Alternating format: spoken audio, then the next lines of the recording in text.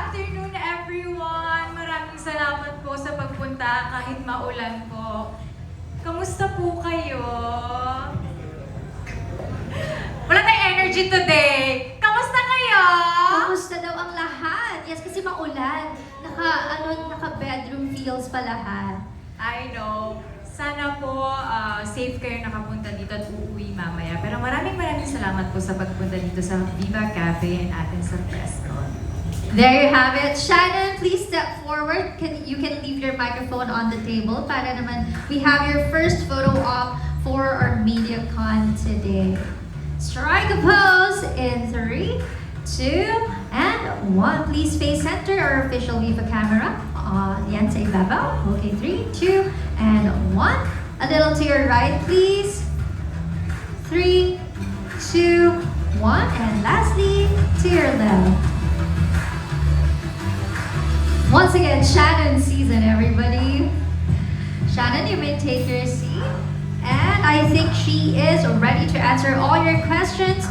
And now here's a little reminder for our dear friends from the media. We kindly ask everyone to refrain from asking offensive and personal questions. We will only entertain questions related to VMX tapes. And also, we have batches to be on standby mode, so please wait for your turn. So for our first batch, we have Ms. Ana Cerezo of ABS-CBN, Jeff Fernando of Daily Tribune, Ms. Pilar Mateo of Hatao, Jojo Panaligan of Writer PH Studios, and June Nardo of Manites University. Our first question will be coming from Ms. Ana Cerezo of ABS-CBN. Hi, Shannon. Hello po, good afternoon. So, what can you tell us na lang about VMX tapes na this is, ano pa rin, it's going to have yung mga nasa library ng material, right? Yes po, yes. So, how can you parang spice it up or add your own flavor to it?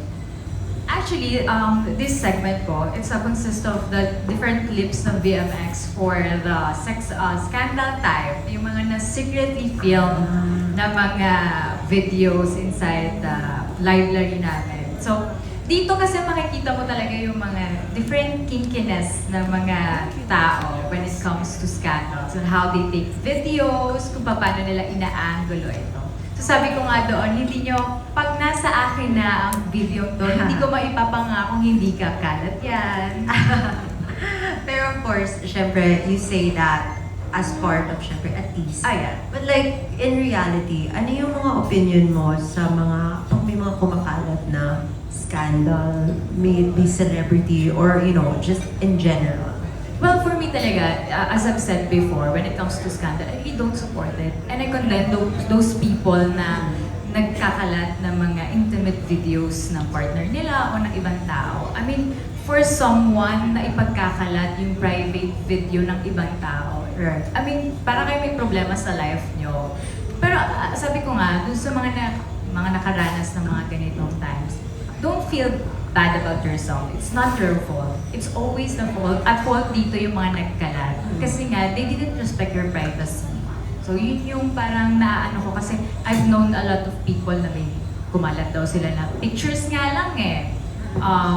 Ayun nga parang ang baba na ng tingin nila sa sarili nila. They've been depressed. So I feel for them. I understand those feelings. Kaya nga, as much as possible, pag may nakikita akong gano'n sa social media, nagko-comment ako, I'll try to message that account na, don't feel bad. I know that you're in a very, very hard situation right now. But God knows, you did nothing wrong. So, dapat mahiya, hindi sila. Yung True, nagkakalat. yung nagkakalat, yung mga nag-share, yung send links, ayan, yung mga dapat mahiya in life. Kasi, kayo ang may problema in this society. Kayo yung walang respeto sa ibang tao. So why would you ask to respect yourselves kung kayo mismo hindi nyo nare-respeto yung sarili? Shannon, last na lang din. Anong tingin mo dapat approach or ikaw ang approach mo pag nakakakita ka ng scandal online? You don't watch it? Ako, I don't really watch it. Though sometimes, di ko naman napipigilan. Di ba, when you scroll, nakikita ko siya. Ako, number one na ginagawa ko, nire-report ko siya. Then and sa mga friends ko, pag may nakakakita, or if one of my friends will share it sa GC, pinare-report ko talaga. Kasi sabi ko, mahiya kayo para dun sa tao. Kasi kung palit na sitwasyon, kayo naman yung maganon, gusto nyo din ba na ganyan? So lagi ko naman, I mean like karma eh.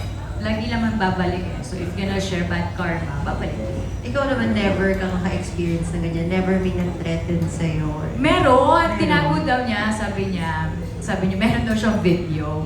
So natawa ako kasi parang, unknown person lang, random, may message, oh may video ka sa akin, tapos nag-send lang, nag-fishing. Sinagot ko siya, kung makikita mo man yung video ko, panis yan sa Viva Max. Sorry, kung naman yung mga Viva Max videos ko. Winner ka.